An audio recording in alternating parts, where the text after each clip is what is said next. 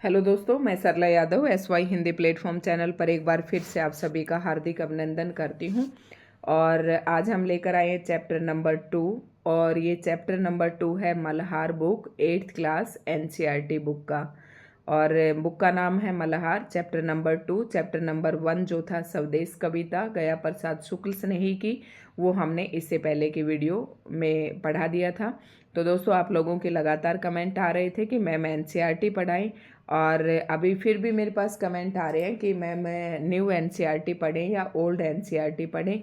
तो एक बार मेरी वीडियो आप लोग ज़रूर चला के देख लें। मैं हर वीडियो में आपके कमेंट्स के भी जवाब देती हूँ। और देखो, जब एप्लीकेशन फॉर्म निकलेंगे एस्टेट के, तब हमें पता चल जाएगा न्यू NCERT पढ़नी है या ओल्ड NCERT। देखो, 6 to 8 तो मेरे ख्याल से न्यू NCERT हमें पढ़नी है, और 9 to 12 जो है वही NCERT की बुक्स हमने लगाई हैं क्लासेस में। तो बच्चे भी ओल्ड NCERT ही पढ़ रहे हैं, लेकिन 6 to 8 जो है इनकी न्यू वाली बुक लग चुकी है। तो इसलिए मुझे लगता है कि 6 to 8 हमें नई NCERT पढ़नी पड़ेगी। और दोस्तों, एक ये भी पूछा था कि मैम आप डेली क्लासेस डालेंगे। तो कल मेरी तबीयत ख़राब थी इस वजह से, और संडे को काम भी ज़्यादा हो जाता है, तो इस वजह से हम नहीं डाल पाए थे। तो दोस्तों, 8th class NCERT Malhar book का चैप्टर नंबर 2, और नाम है इसका दो गौरैया, और इसके लेखक रहने वाले हैं भीष्म साने। तो एस्टेट के लिए आपको इसका एक एक अक्षर नहीं रटना है। एस्टेट में क्या पूछा जाता है कि जो 3 तरीके के प्रश्न पूछे जाते हैं। एक तो आपको पूछ लेंगे कि इनमें से कौन सी रचना भीष्म साने की है। मान लो इसका चैप्टर का नेम जो है दो गौरैया, ये दे देंगे और कोई ऑप्शन में और दे देंगे। दूसरा आपसे प्रश्न इस प्रकार से पूछा जा सकता है कि दो गौरैया कहानी जो है ये किसने लिखी है, तो ये भीष्म साने ने लिखा है। तीसरा प्रश्न इस प्रकार से आपसे पूछ सकते हैं कि इसका प्रमुख उद्देश्य क्या है लिखने का। आपको 4 ऑप्शन दे देंगे, उनमें से कोई एक आपको चूज करना पड़ेगा। तो इस बुक में क्या खासियत है कि नीचे जो एक्सरसाइज में मल्टीपल चॉइस क्वेश्चन के कुछ क्वेश्चंस दे रखे हैं, और उनमें मुझे ऐसा लगता है कि वहीं से आपके कोई ना कोई क्वेश्चन आ सकता है। तो जल्दी से हम इस चैप्टर को पढ़ते हैं। दो गौरैया जो चैप्टर है ये किसने लिखा है? भीष्म साने ने लिखा है। आप इसे लगातार याद करते रहें, ठीक है। मतलब इनकी तरफ ध्यान दें, जो क्वेश्चंस मैंने आपको बताए हैं थोड़ा जल्दी जल्दी हम इसे पढ़ेंगे। हाँ, घर में हम 3 ही व्यक्ति थे। अब इसमें देखो, दो गौरैया पाठ में क्या बताया गया है कि इस पाठ में एक तो माँ है, पिताजी है और एक लेखक है। 3 व्यक्ति हैं, इनके घर में 2 गौरैया हैं, यानी कि जो चिड़िया हमारे घर में रहती हैं वो चिड़िया बार बार वहाँ पर घोंसला बनाती हैं। उनके पिताजी उस घोंसले को हटाते हैं, और माँ जो है नहीं चाहती कि चिड़िया घोंसले हटाए, क्योंकि एक माँ है और एक माँ के दर्द को वो समझती है, क्योंकि गौरैया ने वहाँ पर अंडे दे दिए थे। बस कुछ इस तरीके की स्टोरी है, और बाकी इसमें ज़्यादा कुछ नहीं है। तो जल्दी जल्दी हम इसे पढ़ लेते हैं। घर में हम 3 ही व्यक्ति रहते हैं, माँ, पिताजी और मैं का मतलब यहाँ पर लेखक। और पर पिताजी कहते हैं कि ये घर सराय बना हुआ है, हम तो जैसे यहाँ मेहमान हैं, घर के मालिक तो कोई दूसरे ही हैं। तो यहाँ दूसरे का मतलब है कि इनके घर में जो पशु पक्षी रहते हैं, जो पक्षी बाहर से आकर रहते हैं, उन्हें दूसरे कहा है। और घर को सराय इसलिए कहा है कि सराय में बाहर के लोगों का आना जाना लगा रहता है, तो इनके घर में भी बाहर के जो पक्षी हैं उनका आना जाना लगा रहता है। आंगन में आम का पेड़ है, तरह तरह के पक्षी उस पर डेरा डाले रहते हैं। जो भी पक्षी पहाड़ी घाटियों पर से उड़ता हुआ दिल्ली पहुंचता है, पिताजी कहते हैं वही सीधा हमारे घर पहुंच जाता है, जैसे हमारे घर का पता लिखवा कर लाया हो। मतलब दिल्ली से क्रॉस करते ही पक्षी जो हैं वो इनके घर में आ जाते हैं। और पिताजी ऐसे कहते हैं कि हमारा घर तो मतलब सभी को एक खुला वो लगता है, दरबार सा, कि यहाँ ऐसे आते हैं जैसे कि पहले से इन्हें पता हो। यहाँ कभी तोते पहुँच जाते हैं, तो कभी कौवे, और कभी तरह तरह की गौरैया। इस तरीके की बातें आपको याद रखनी है। तोते, कौवे और गौरैया, इस तरीके के पक्षी उनके घर पर आते हैं। वह शोर मचता है कि कानों के पर्दे फट जाएं, पर लोग कहते हैं कि पक्षी गा रहे हैं। इस बात को आप ध्यान से देखें कि पक्षियों की आवाज़ को सुनकर, ये ऑप्शन में ये प्रश्न है कि पक्षियों की आवाज़ सुनकर लोग तो कहते हैं कि बड़ा अच्छा संगीत है, लेकिन लेखक के पिताजी कहते हैं कि इनका शोर जो है लेखक के पिताजी को सहन नहीं होता है। कहता है कि इतनी ज़ोर से चींची करते हैं कि कानों के पर्दे फट सकते हैं, लेकिन लोग कहते हैं कि पक्षी गा रहे हैं। घर के अंदर भी यही हाल है। मतलब बीसियों तो चूहे बसते हैं और उनके घर में कौन कौन है, चूहे भी रहते हैं। रात भर एक कमरे से दूसरे कमरे में भागते फिरते हैं। वह धमाचौकड़ी मस्ती है कि हम लोग ठीक तरह से सो भी नहीं पाते हैं। चूहे घर में अक्सर कब धमाचौकड़ी मचाते हैं, जब सो जाते हैं। किसी बर्तन को गिराते हैं, डिब्बे खोलते हैं, प्याले टूटते हैं। एक चूहा अंगीठी के पीछे बैठना पसंद करता है, शायद बूढ़ा है, उसे सर्दी बहुत लगती है। एक दूसरा है जिसे बाथरूम की टंकी पर चढ़कर बैठना पसंद है, उसे शायद गर्मी बहुत लगती है। बिल्ली हमारे घर में रहती तो नहीं, मगर घर उसे भी पसंद है और वो कभी कभी झांक जाती है। यानी कि बिल्ली और चूहे, कोए और तोते, ये गोरैया भी इनके घर में आते हैं। मन बिल्ली के बारे में बता रहा है, बिल्ली वैसे घर में नहीं आती पर कभी कभी झांक जाती है। और मन आया तो अंदर आकर दूध पी गई, न मन आया तो बाहर से ही फिर आऊंगी कहकर चली जाती है। तो ये लेखक ने इस पाठ में क्या बताया है कि अपने ही विचारों को, अपने जो अतीत का जो उसके यादें, इन ऐसे घर में ऐसे पक्षियों के साथ जो लेखक की यादें जुड़ी हुई हैं, उनको बताने का इसमें प्रयास किया है। तो शाम पड़ते ही दो तीन चमगादड़ कमरों के आर पार फैलाए कसरत करने लगते हैं।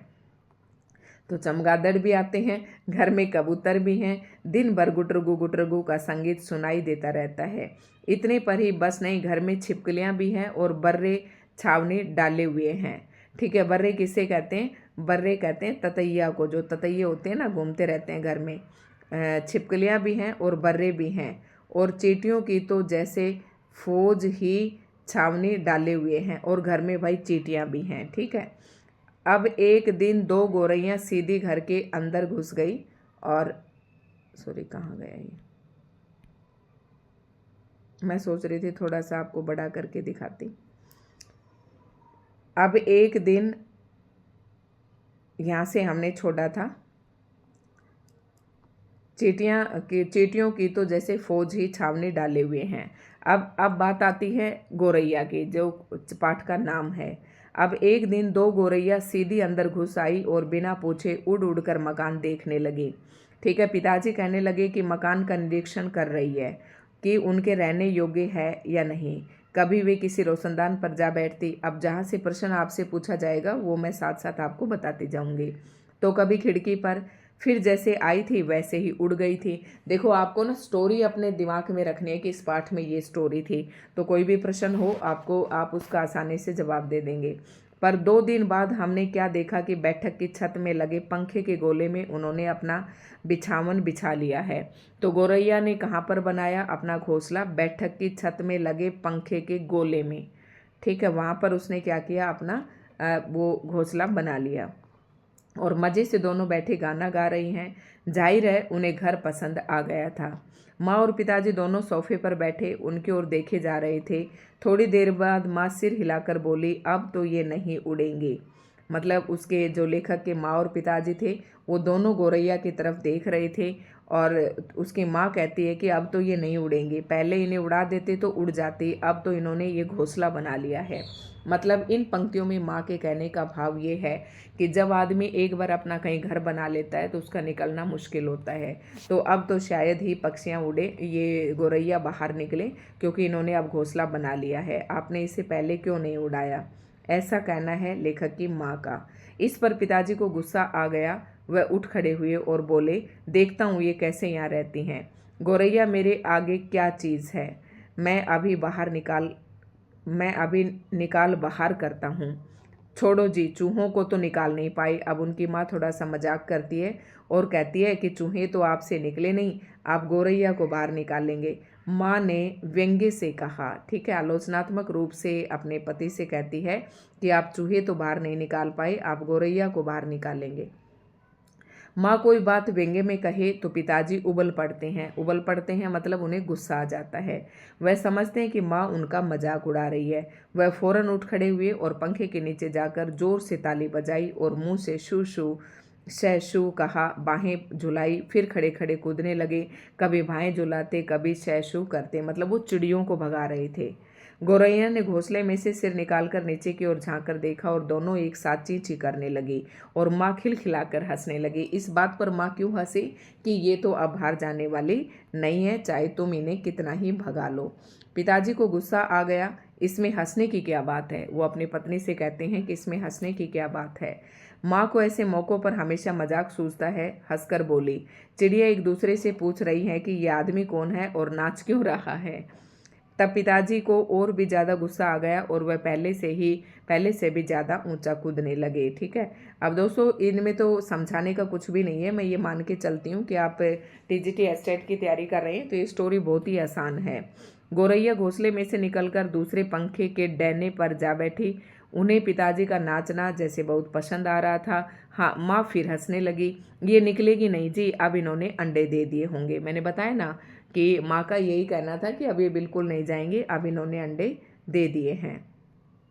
निकलेंगी कैसे नहीं, पिताजी बोले और बाहर से लाठी उठा लाए।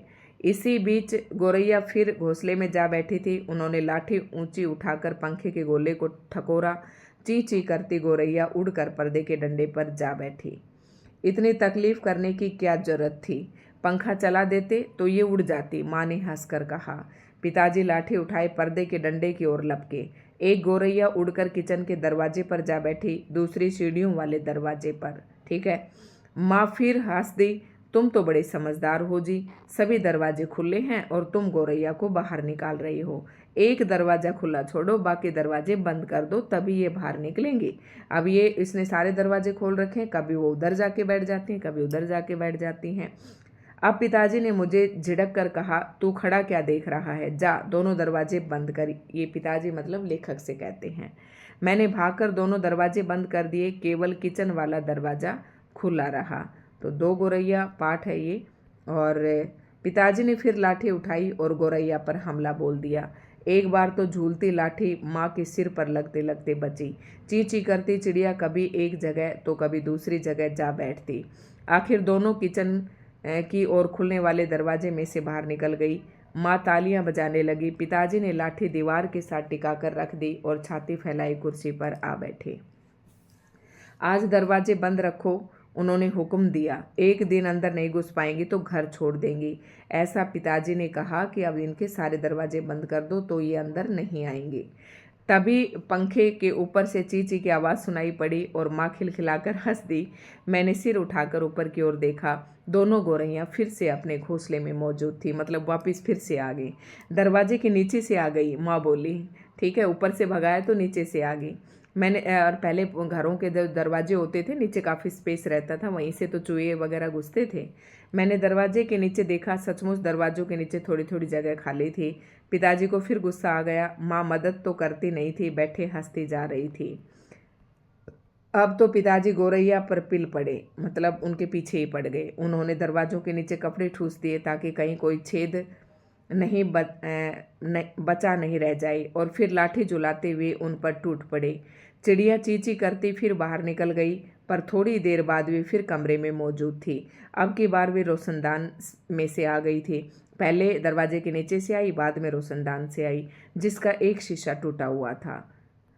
देखो जी, चिड़िया को मत निकालो, माँ ने अब की बार गंभीरता से कहा। अब तो इन्होंने अंडे भी दे दिए होंगे, अब ये यहाँ से नहीं जाएंगी। क्या मतलब, मैं कालीन बर्बाद करवा लूँ?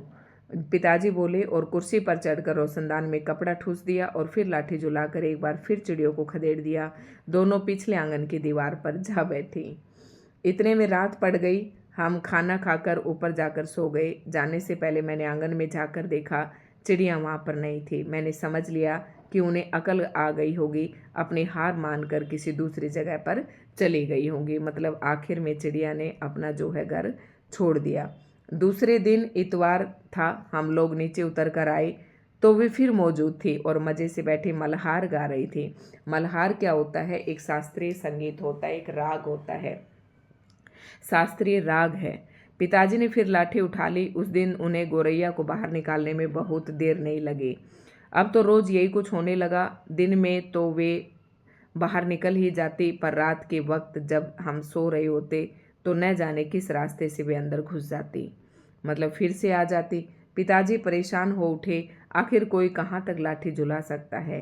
पिताजी बार बार कहें, मैं हार मानने वाला आदमी नहीं हूँ, पर आखिर वह भी तंग आ गए थे। आखिर जब उनकी सहनशीलता चुक गई, मतलब काफ़ी उनका वो हो गया, सहनशील, मतलब उनको खूब बर्दाश्त कर लिया चिड़ियों को, तो वह कहने लगे कि वह गौरैया का घोंसला नोच कर निकाल देंगे, और वह फौरन ही बाहर से एक स्टूल उठा लाई। उनका मतलब ये था कि मैं अब इनका घोंसला ही फेंक दूंगी। घोंसला तोड़ना कठिन काम नहीं था। उन्होंने पंखे के नीचे फर्श पर स्टूल रखा और लाठी लेकर स्टूल पर चढ़ गए। किसी को सचमुच बाहर निकालना हो तो उसका घर तोड़ देना चाहिए, उन्होंने गुस्से से कहा। ठीक है, घर तोड़ देना चाहिए तो अपने आप बेचारे बाहर निकल जाएंगे। घोंसले में से अनेक तिनके बाहर की ओर लटक रहे थे। गौरैया ने सजावट के लिए मानो झालर टांग रखी हो। पिताजी ने लाठी का सिरा सूखी घास के तिनकों पर जमाया और दाईं ओर को खींचा। दो तिनके घोंसले में से अलग हो गए और फरफराते हुए नीचे उतरने लगे। बस फिर क्या था, फिर तो घोंसला पूरा ही टूट जाता। चलो, दो तिनके तो निकल गई। माँ हंसकर बोली, अब बाकी 2000 भी निकल जाएंगे। मतलब ये माँ ने कहा कि अब तो घोंसला टूटने लग गया है, अब तो आप पूरा घोंसला तोड़ने में सक्षम हो जाएंगे, कामयाब हो जाएंगे। तभी मैंने बाहर आंगन की ओर देखा और मुझे दोनों गौरैया नजर आई।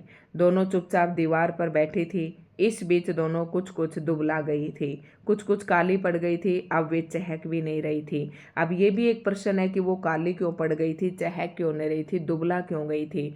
क्योंकि अब उन्होंने घोंसले में अंडे दे दिए थे और उनका घोंसला रोज रोज जो है हटाने का प्रयास किया जा रहा था। तो एक तो उन्हें ये चिंता थी, दूसरा इन्होंने बच्चे दे दिए थे, तो बच्चों की कारण वो चिंतित रहती थी कि कहीं हमारा घोंसला ना तोड़ दे और फिर हम बच्चों को लेकर कहाँ जाएंगे। और बच्चा पैदा करने के बाद थोड़े दुबला वैसे ही हो जाते हैं। तो ये आंसर है इसका। ठीक है, अब पिताजी लाठी का सिरा घास के तिनकों के ऊपर रखकर वहीं रखे रखे घुमाने लगे। इससे घोंसले के लंबे लंबे तिनके लाठी के सिरे के साथ लिपटने लगे। वे लिपटते गए और घोंसला जो है लाठी के इर्द गिर्द खिंचता चला आने लगा। फिर वह खींच खींच कर लाठी के सिरे के इर्द गिर्द लपेटा जाने लगा। सूखी घास और रुई के फोए, रुई मतलब धागे और थिगलियां लाठी के सिरे पर लिपटने लगी। तभी सहसा जोर की आवाज़ आई, ची ची। मतलब वो घोंसले को तोड़ते तोड़ते बिल्कुल उसके बच्चों के पास पहुंच गए थे। पिताजी के हाथ ठिठक गए।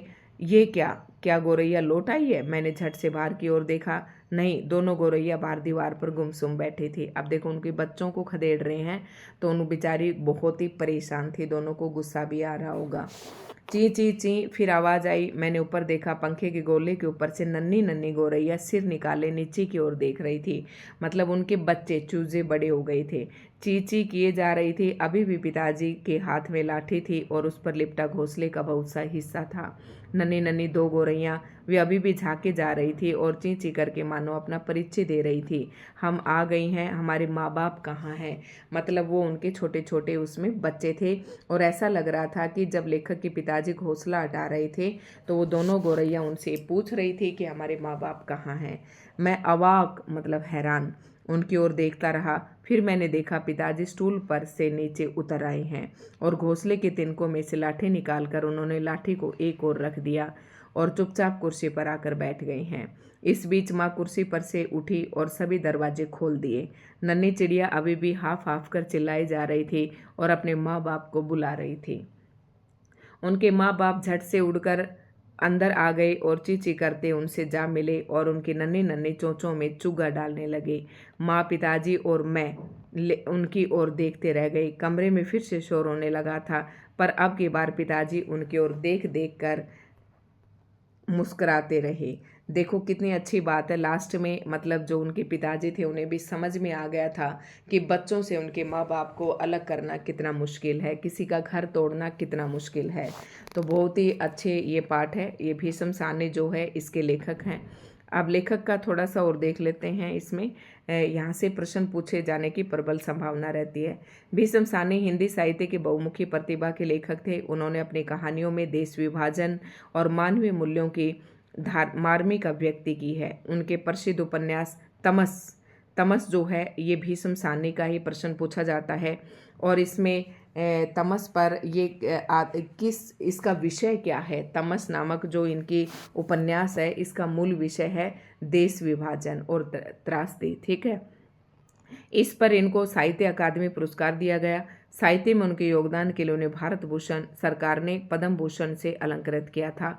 बच्चों के लिए उन्होंने गुलेल का खेल आदि कई कहानियां लिखी। तो आपसे प्रश्न एक तो ये पूछा जा सकता है, गुलेल का खेल ये रचना किसकी है? तो ये भीष्म साहनी की है। तमस तो बहुत ही इंपॉर्टेंट है। तमस उपन्यास के लेखक कौन है? तो बताना है भीष्म साहनी। इसका मूल विषय क्या है? तो देश विभाजन, जब हमारा पाकिस्तान और भारत दो अलग अलग देश हुए थे। अब इस पाठ से कुछ ऐसे प्रश्न हैं जिन्हें हम देख लेते हैं थोड़ा सा। निम्नलिखित प्रश्नों के उपयुक्त उत्तर के सम्मुख स्टार लगाना है जो सही है। कुछ प्रश्नों के एक से अधिक उत्तर भी हो सकते हैं। पिताजी ने कहा कि घर सराय बुना हुआ है, क्यों कहा है ऐसा? अब इनमें 4 ऑप्शन हैं, आपको ऑप्शन देखने हैं और टिक करना है। फिर देखो, पिताजी ने ऐसा क्यों? घर की बनावट सराय जैसी बहुत विशाल है, घर में नहीं। घर में विभिन्न पक्षी और जीव जंतु रहते हैं। पिताजी और माँ घर के मालिक नहीं है, नहीं। घर में विभिन्न जीव जंतु आते जाते रहते हैं। देखो, आते जाते रहते हैं, एक तो ये भी आपको सही लग रहा है। और घर में विभिन्न पक्षी और जीव जंतु रहते हैं। अब घर में विभिन्न जीव जंतु आते जाते रहते हैं, मुझे ये सही लग रहा है। कभी चूहे आ रहे हैं, कभी कबूतर आ रहे हैं, ठीक है। और घर में विभिन्न पक्षी और जीव जंतु रहते हैं, ये दोनों सही हो सकते हैं। अब बात ये है कि कौन किसको मानता है, ठीक है। तो ये इसने कहा है ये बात कि एक से अधिक इसके आंसर हो सकते हैं। कहानी में घर के असली मालिक किसे कहा गया है? मतलब इसमें लेखक के पिताजी ने कहा है ना कि हम तो इसके घर के असली मालिक तो यही हैं।